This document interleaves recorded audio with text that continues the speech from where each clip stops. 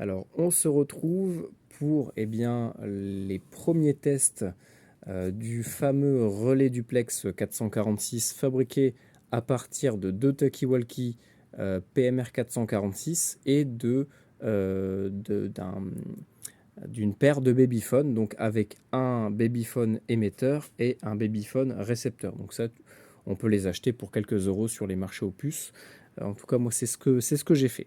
Donc, pour commencer, on va se focaliser sur la partie réception du relais, donc l'entrée relais, donc la fréquence sur laquelle nous allons nous transmettre avec notre talkie-walkie pour utiliser le relais. Donc pour le test, je me sers du petit Baofeng qui est ici, qui est réglé sur le canal 6 pour le test. Donc l'idée, c'est que lui reçoive la communication. Donc la communication part dans le câble. Donc en fait, le câble, c'est tout simplement un micro déporté Baofeng que j'ai acheté pour quelques euros sur AliExpress. Sauf que je l'ai démonté et je l'ai quelque peu modifié. Donc ce que j'ai fait tout d'abord sur le micro déporté, j'ai dessoudé les fils du haut-parleur. C'est-à-dire que maintenant, lorsque le son va arriver dans le micro déporté, le son ne sortira plus du haut-parleur que vous voyez ici, mais va directement arriver au niveau des plots, donc du 4e plot et du 6e. Là où justement je suis venu souder le fil qui va normalement jusqu'au micro du babyphone. Donc là c'est la partie babyphone. Là ce que vous voyez c'est l'émetteur 40 mégas, l'émetteur babyphone. Et donc ce fil-là d'origine, le fil noir, part dans le micro. Donc il est là pour capter le son de l'enfant qui va pleurer.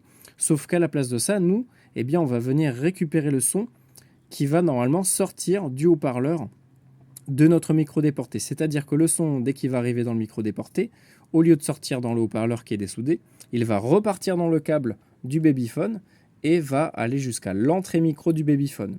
C'est-à-dire que lorsque ma radio va recevoir une communication sur le canal 6 PMR 446, instantanément, ça sera renvoyé, retransmis sur le 40 mégas, sur la fréquence du babyphone. Donc pour faire le test, j'ai pris mon petit Yaesu VX8, réglé sur 40670, qui est une des fréquences du babyphone.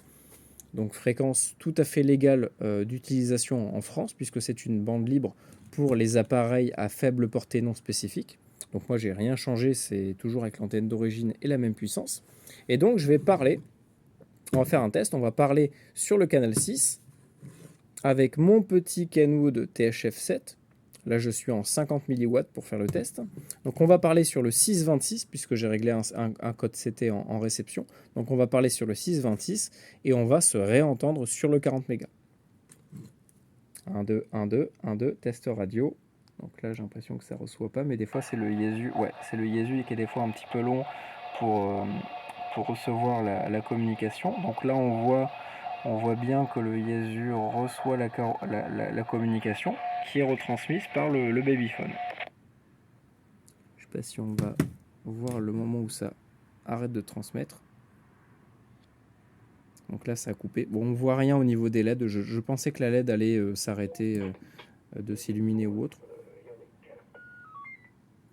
Donc c'est pas le cas. Mais on voit que ça fonctionne très bien.